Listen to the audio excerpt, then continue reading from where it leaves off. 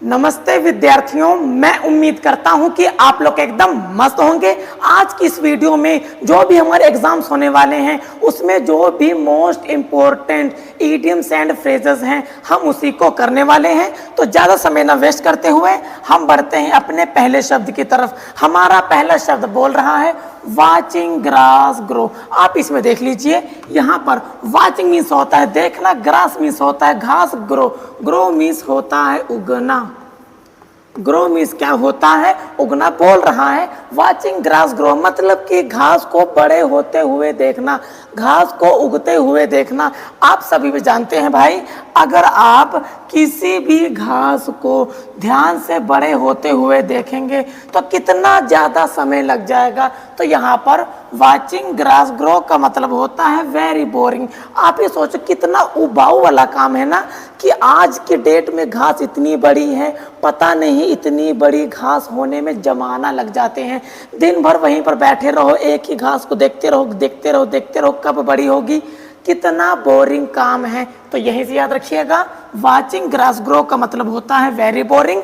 आप इस इमेज के थ्रू भी इसको समझ सकते हैं। अगला बोल रहा है लेंड आ हैंड। तो यहाँ पर याद रखिएगा, लेंड का मतलब होता है उधार देना। लैंड का मतलब होता है उधार देना, लेकिन यहाँ पर इसने यहाँ पर उधार देने की बात नहीं है, मतलब कि उसने अपना हाथ किसी को दे दिया। आप यहाँ पर देख लीजिए, इसको आप ऐसे समझिए, एक बच्चा चलते चलते नीचे गिर चुका है और उसके हाथ पर पैर पर थोड़ी सी चोट लगी है और यह दूसरा लड़का उसको अपना हाथ दे रहा है। तो यहाँ पर क्या होगा याद रखिएगा, तो यहाँ पर लैंड आ हैंड का मतलब होगा टू हेल्प, मदद के लिए हाथ बढ़ाना या फिर किसी की सहायता करना। समझ पाए? बिल्कुल आपको समझ में आया होगा। अगला देखेंगे हमारा क्या बोल रहा है। अगला बोल रहा है वॉश वंस हैंड। अब भाई साहब यहाँ पर क्या बोल रहा है? वॉश वंस हैंड मतलब कि अपने हाथ को धो लेना। याद रखिएगा, ये मुहावरे हैं, ये कहावतें हैं, इसका एग्जैक्ट मीनिंग मत निकालिएगा। इडियम्स एंड फ्रेजेस मतलब कि लोकोक्तियाँ एंड मुहावरों के अपने कुछ डीप मीनिंग होते हैं। तो यहाँ पर देख लीजिएगा, वॉश वन हैंड का मतलब होता है turning away from your responsibility, कि आपकी कुछ जिम्मेदारी बनती थी लेकिन आपने उसको नहीं निभाया और जिम्मेदारियों से मुंह फेर करके आप आगे चले गए। जैसे कि आप यहाँ पर देख सकते हैं, एक आदमी चोट खाया हुआ है, सभी जिम्मेदार आदमी उसकी देखभाल करने की कोशिश कर रहे हैं, उसको अस्पताल पहुंचाने की कोशिश कर रहे हैं। इसने इस गाड़ी वाले को आवाज़ भी दी, लेकिन यह गाड़ी वाले ने अपनी जिम्मेदारी नहीं निभाई, जिम्मेदारी को नहीं समझा और वहां से आगे की तरफ चला गया। तो याद रहेगा, बिल्कुल याद रहेगा, वॉश वंस हैंड का मतलब हो जाएगा turning away from your responsibility, की अपनी जिम्मेदारी से मुंह को फेर लिया। चल भाई अगला देखेंगे, एन ओल्ड हैंड। तो यहाँ पर क्या है? An old hand. An old hand का मतलब यह नहीं है कि एक बूढ़ा हाथ, ना भाई। एन ओल्ड हैंड का मतलब होगा एन एक्सपीरियंस्ड पर्सन। क्यों? आप लोग भी देखे होंगे गांव घर में या शहर में या गांव कस्बे, चाहे जहाँ भी, जो लोग जितने ही बुजुर्ग होते हैं उनके पास उतना ही अनुभव होता है। जितना ज़्यादा बुजुर्ग होगा उतने ही जीवन देखे होंगे, उतने ही जीवन की घटनाओं को देखा होगा। जितने ही जीवन के घटनाओं को देखा है उतना ही एक्सपीरियंस उस आदमी के पास है। तो यहीं से क्या है, एन ओल्ड हैंड का मतलब होता है एन एक्सपीरियंस्ड पर्सन। तो यहाँ पर देख लीजिएगा, इमेज के थ्रू समझेंगे। एक आदमी चक्कर खाकर या कुछ हुआ है, उसको ज़मीन पर गिर चुका है, ये सभी लोग ध्यान से उसको देख रहे हैं, लेकिन यह आदमी आ करके उसके सीने में थोड़ा सा दबाव डालता है, शायद उसको सांस आ जाए, चाहे जो भी हो। तो इसके शक्ल को देख के लगता है कि यह एक्सपीरियंस्ड पर्सन है। तो याद रखिएगा, एन ओल्ड हैंड का मतलब होता है एन एक्सपीरियंस पर्सन, एक अनुभवी आदमी या फिर ऐसा व्यक्ति जिसके पास ढेरों अनुभव हो। चलिए अगला शब्द क्या बोल रहा है? Bite the hand that feeds you. तो यहाँ पर याद रखिएगा, बाइट मीन्स होता है काटना। बाइट का मतलब होता है काटना। फीड्स मीन्स होता है खाना, खिलाना, खाना खिलाना।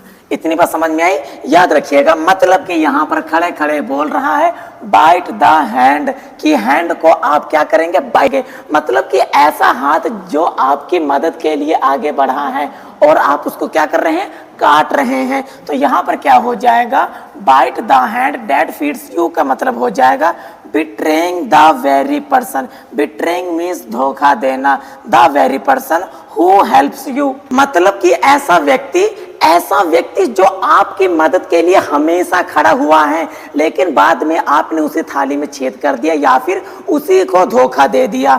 आप यहाँ पे ये समझिए, ये रहा बॉस, इस बॉस ने अपने एक एम्प्लॉय को हमेशा काम दिया, लेकिन इस एम्प्लॉय ने क्या किया, उसकी गाड़ी में आग लगा दी। तो यहाँ पर हम इसी फ्रेज का प्रयोग कर सकते हैं, बाइट द हैंड, हाथ को काटना, दैट फील्स यू, जो आपको क्या करता था, मदद किया करता था, आपकी सहायता किया करता था। तो यहाँ पर क्या होगा, बिट्रेइंग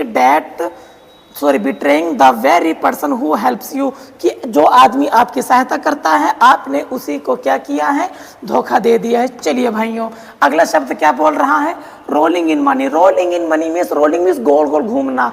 आप ये समझते हैं ना, रोलिंग डाउन, रोल कर रहा है। और जो चॉकलेट रोल देखा होगा आपने, चॉकलेट रोल गोल गोल होता है, तो रोलिंग का मतलब होगा गोल गोल, मनी मीन्स होता है पैसा, मतलब पैसे में गोल गोल घूमना। पैसे में गोल गोल घूमने का मतलब क्या हो जाएगा, आ वेरी वेल्दी पर्सन, कि आप पैसों से खेल रहे हैं, पैसों से उछल रहे हैं, पैसों से कूद रहे हैं, मतलब हर जगह आपके पास पैसा ही पैसा है। यहाँ पर देख लीजिए, एक बंदा जिसके पास इतना सारा पैसा, वो क्या कर रहा है, पैसों में ही रोल कर रहा है। तो आप पैसों का ही रोल से आप इसको आराम से समझ सकते हैं। चलिए भाइयों, अगला क्या बोल रहा है, बोन ऑफ कंटेंशन। ये तो मैं पता नहीं अपनी कई वीडियो में कई बार बता चुका हूँ। बोन ऑफ कंटेंशन का मतलब होता है फसाते की जड़, आ वेरी वेल्दी पर्सन। सॉरी, ये हमारा नहीं होना चाहिए, आपको मैं बता दूं, ये हमारा प्रिंटिंग मिस्टेक है। बोन ऑफ कंटेंशन का मतलब होता है फसाते की जड़। मैं इसको लिखिए दे देता हूं, या फिर झगड़े का कारण।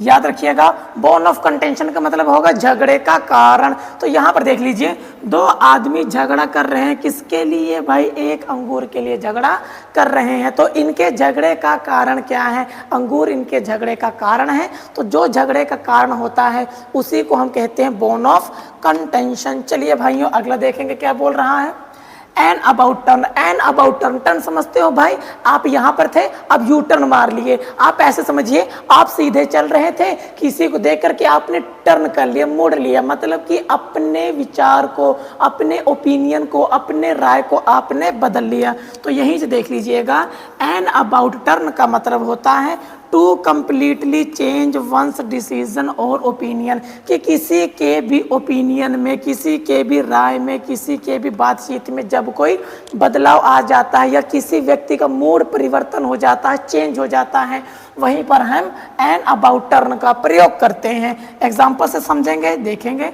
यहाँ पर एक आदमी है जिसके फलों की दुकान थी। ये आदमी आया था फल लेने के लिए, अब बोल रहा है भाई अब मैं नहीं खरीदूंगा। तो उसके विचार में बदलाव आ गया है। तो याद रखिएगा, जब कभी भी किसी व्यक्ति या वस्तु के विचार में बदलाव आ जाता है, तभी हम वहाँ पर इस इमेज का प्रयोग करते हैं, इमेज नहीं सॉरी, इस फ्रेज का प्रयोग करते हैं। चलिए भाई लोग, अगला क्या बोल रहा है देखेंगे, एन अकाउंट। एन अकाउंट, एक अकाउंट का मतलब होता है खाता, लेकिन यहाँ पर खाता नहीं होगा, यहाँ पर अकाउंट का मतलब होगा रिपोर्ट।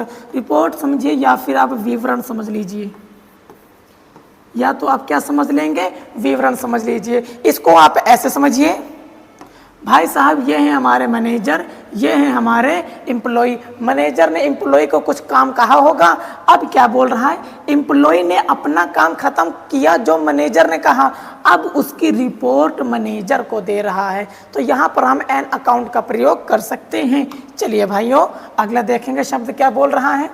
अगला बोल रहा है, देखिए, कीप द पॉट बॉइलिंग। यहाँ पर याद रखिएगा, कीप मीन्स होता है रखना, पॉट मीन्स होता है बर्तन। पॉट मीन्स क्या होता है, बर्तन, बॉइलिंग मीन्स होता है गर्म होना, मतलब कि इमेजिन कीजिए एक चूल्हा है, चूल्हे के ऊपर बर्तन है, बर्तन के अंदर पानी है, पानी उबल रहा है और आपको बोला जा रहा है भाई पानी पर्याप्त उबल चुका है, अब उसको बंद कर दो, लेकिन वह बंद नहीं कर रहा है। तो वो क्या कर रहा है, जारी रख रहा है उस बर्तन को उबालने में, तो जारी रख रहा है। तो यहीं से याद रखिएगा, कीप द पॉट बॉइलिंग का मतलब होगा टू कंटिन्यू और मेंटेन टास्क। टास्क मीन्स होता है कार्य, टास्क मीन्स होता है कार्य, मतलब कि किसी भी काम को जारी रखना जो वह जारी रखना चाह रहा था। तो यहाँ पर आप इमेज के थ्रू से समझेंगे। आगे हमारा रास्ता ब्लॉक हो चुका है और ये छोटा बच्चा मान नहीं रहा है, साइकिल चलाना जारी रख रहा है। इसी साइकिल चलाने के जारी को हम ये कह सकते हैं कीप द पॉट बॉइलिंग। ये बताइए आपको समझ में आ रहा है कि नहीं? जो भी आपको दिक्कत होगी कमेंट बॉक्स में ज़रूर कमेंट कीजिएगा, हम तक बात पहुंच जाएगी। हम तक बात पहुंची तो समझो आपका कल्याण तो हो ही जाएगा। अगला बोल रहा है इजी मनी। इजी मीन्स होता है आसान, मनी मीन्स होता है पैसा, मतलब कि आसान तरीके से पैसे कमाना, इलीगली तरीके से पैसे कमाना, बिना मेहनत किए हुए पैसा कमाना। तो याद रखिएगा इजी मनी का मतलब होगा मेक मनी, पैसा बनाना without much effort. Effort means होता है भैया परिश्रम, बिना कोई ज़्यादा परिश्रम करे पैसे कमाना, चाहे लीगली चाहे इलीगली। यहाँ पर देख लीजिए पुराने ज़माने में जो साहूकार लोग होते थे बिना पैसे के ही पैसा कमा लेते थे, मतलब कि 1 रुपये दिया 100 रुपये तो कहो लगान ही ले लेते थे, उसका ब्याज ही ले लेते थे।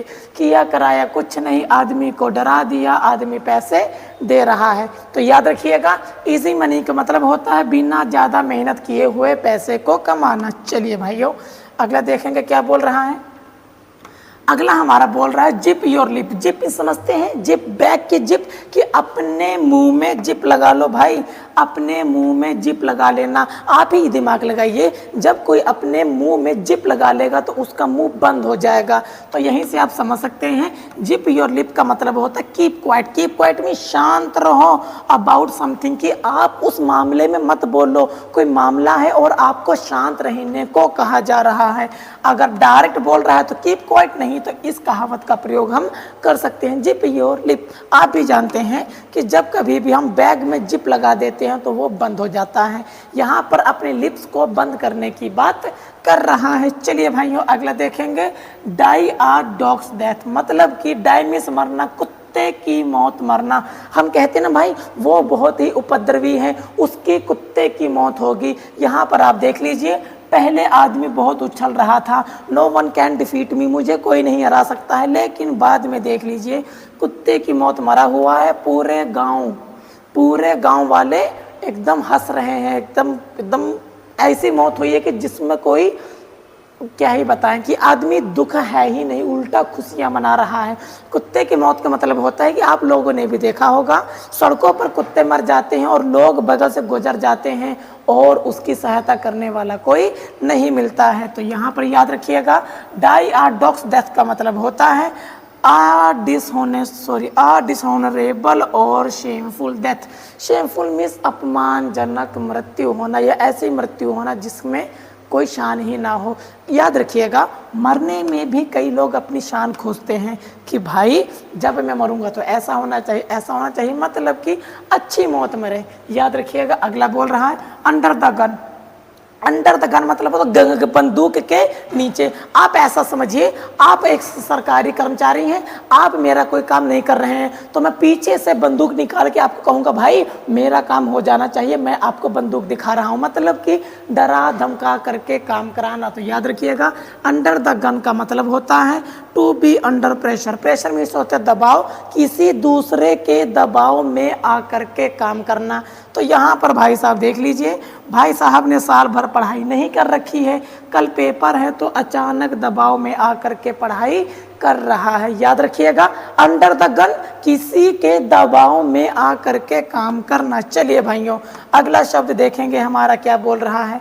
अगला शब्द हमारा बोल रहा है a bird's eye view. Bird's eye view means bird means पक्षी, पक्षी के आंखों का दृश्य। और आप भी जानते हैं पक्षी कहाँ उड़ते हैं, ऊपर से। तो यहीं से याद रखिएगा अब बर्ड्स आई व्यू का मतलब होता है ऊपर से नीचे की तरफ नज़ारा देखना। यहाँ पर क्या होगा आ बर्ड्स आई व्यू का मतलब कहाँ गया, आ बर्ड्स आई व्यू का मतलब हो जाएगा आ जनरल व्यू, एक समान नजारा फ्रॉम एबव। एबव मीन्स क्यों, एबव मीन्स ऊपर, हमारे पक्षी तो ऊपर ही होते हैं, ऊपर से नीचे देखना, इसको आप सरसरी नज़र भी कह सकते हैं। तो यहाँ पर आप देख सकते हैं कुछ पक्षी ऐसे आकाश में होते हैं जो होते ऊपर हैं, ऊपर से ही समुद्र के नीचे देख लेते हैं कौन सी मछली कहाँ पर है, आते हैं झपट्टा मारते हैं, मछली को लेकर चले जाते हैं। याद रखिएगा आ बर्ड्स आई व्यू का मतलब होता है सरसरी नज़र, ऊपर से नीचे की तरफ एक नज़ारा या एक झलक देखना। चलिए अगला हमारा क्या बोल रहा है, इसको भी देख लेंगे। बोल रहा है कि रीड बिटवीन द लाइन्स। आप लोगों ने भी कभी ना कभी किताबें तो पढ़ी होंगी, मतलब कि लाइन्स होती हैं, आपने किताब देखी है या कोई भी बुक ले लीजिए, कोई भी कॉपी ले लीजिए, कॉपी के बीच में लाइन्स देखी हैं, उन लाइन्स के बीच में ध्यान से पढ़ना। तो यहीं से आप समझ जाइएगा जब आप लाइन के बीच में ध्यान से पढ़ते हैं तो इसका मतलब हो जाएगा टू अंडरस्टैंड, समझना, something that is not stated, मतलब कि ऐसे चीज को समझना जो उसमें नहीं लिखा हुआ है। आप यहीं पर देख लीजिए, एक पुलिसकर्मी अपनी फाइल में ध्यान से पढ़ रहा है, लाइन्स को खकाल रहा है कि भाई मैं समझूं तो सही।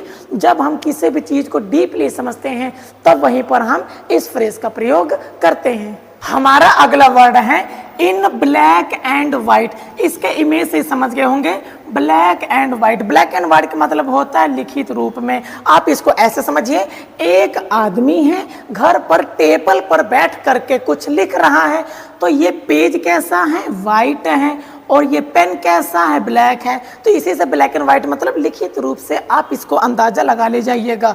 इसी से मैं कहता हूँ इमेज के थ्रू पढ़ो, आधी समस्या ही खत्म हो जाएगी।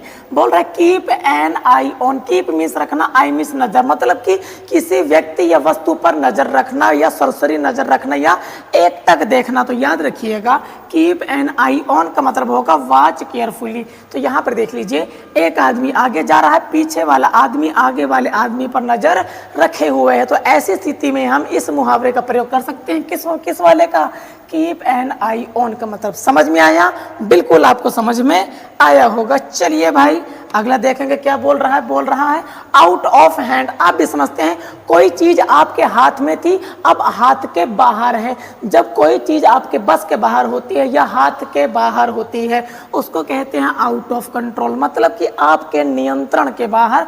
यहाँ पर एक छोटा सा बच्चा भैंस चराने जा रहा था, रास्ते में किसी ने हॉर्न बजाया और भैंस हो चुकी है आउट ऑफ कंट्रोल, इसके नियंत्रण से बाहर।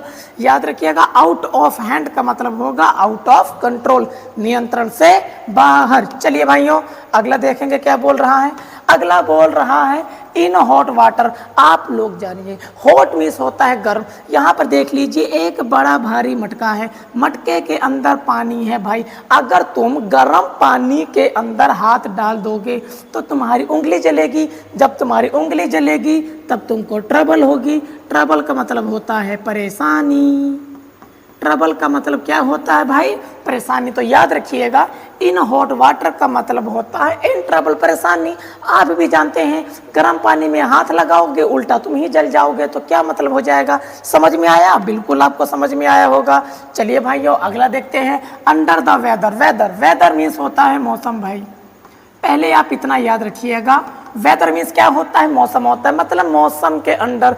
आप भी दिमाग लगाइए, जब मौसम खराब होता है, अंडर मीन्स होता है नीचे, तो मौसम के नीचे का माहौल कैसे होगा भाई, वो भी तो खराब होगा ना। तो अंडर द वेदर का मतलब होता है एनवल। एनवल मीन्स होता है ना अच्छा होना, वेल मीन्स होता है अच्छा होना, जस्ट अपोजिट ना अच्छा होना। वेदर खराब, नीचे का मौसम भी खराब, घर वो द्वार सब कुछ हर जगह पानी भर गया है। चलिए भाइयों देखेंगे हमारा अगला क्या बोल रहा है। अगला बोल रहा है क्रोकोडाइल टीयर्स। आप भाई ये तो बचपन से ही पढ़ते आ रहे हैं। क्रोकोडाइल टीयर्स का मतलब होता है फेक टीयर्स, मतलब कि दिखावे भरे आंसू। यहाँ पर सभी लोग रो रहे हैं, एक आदमी मर गया है लेकिन ये आदमी रो भले रहा है लेकिन अंदर ही अंदर खुश है।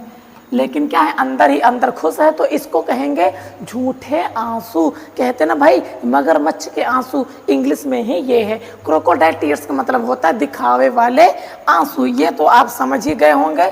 अगला देखेंगे, बोल रहा है फिश आउट ऑफ वाटर। आप भी जानते हैं मछली जल की रानी है, जीवन उसका पानी है। तो यहाँ पर क्या देखेंगे, यहाँ पर पूरा तालाब है। मछली को कहाँ होना चाहिए था, तालाब में होना चाहिए था। जब मछली तालाब के बाहर होती है तो वो किस सिचुएशन में होती है, अनकंफर्टेबल सिचुएशन में होती है। आप भी जानते हैं मछली को पानी से बाहर निकालोगे तब वह तड़पती है। इसी तड़पन को क्या कहेंगे, वो अनकंफर्टेबल महसूस कर रहा है। तो याद रखिएगा, यह केवल मछली के लिए नहीं है, ये कहावत है किसी भी व्यक्ति या वस्तु, जानवर, छिपकली, कछुआ, बिल्ली, इंसान, हर किसी पर लागू हो सकती है। चलिए भाइयों देखेंगे अगला। तो भाइयों आज की क्लास हमारी यहीं पर होती है समाप्त, और हम कल मिलेंगे अगले वीडियो में। तब तक के लिए नमस्कार। और हम